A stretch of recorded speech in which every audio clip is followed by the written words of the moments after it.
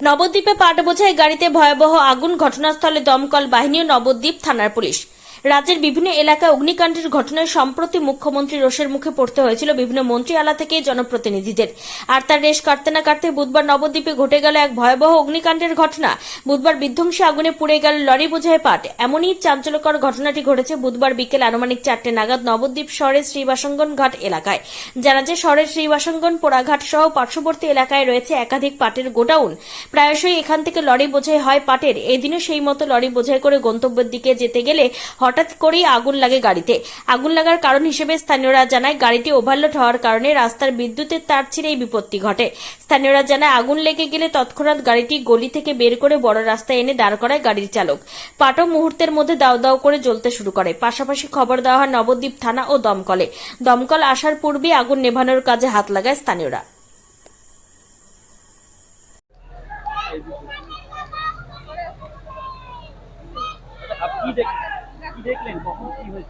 যখন আমি আমার বাড়ি এই সামনেটাই বাড়ি আমি এখানে এসে দাঁড়ালাম, দুজন চারজনের সাথে কথা বলছি টোটোর মধ্যে দাঁড়িয়ে।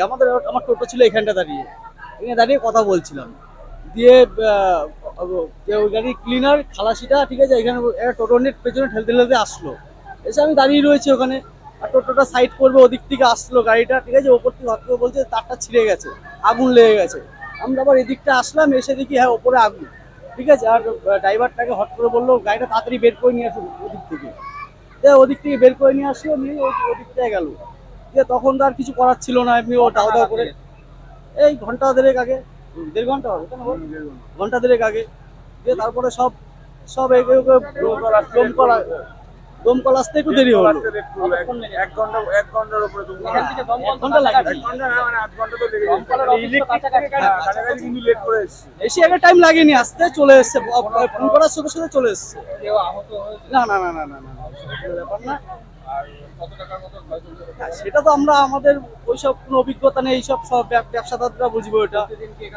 হ্যাঁ, প্রত্যেকদিন নিয়মিত আগে লোড হতো, ঠিক আছে। ইদানিং বছর কয়েক ধরে মানে ঠিকঠাক লোডিং হচ্ছে না, ব্যবসা বাণিজ্যের দিকে হয়তো খারাপ। এই কারণে ধরেন আমাদের গলির থেকে আগে 5টা 6টা করে, হ্যাঁ 5টা 6টা করে গাড়ি বেরোতো।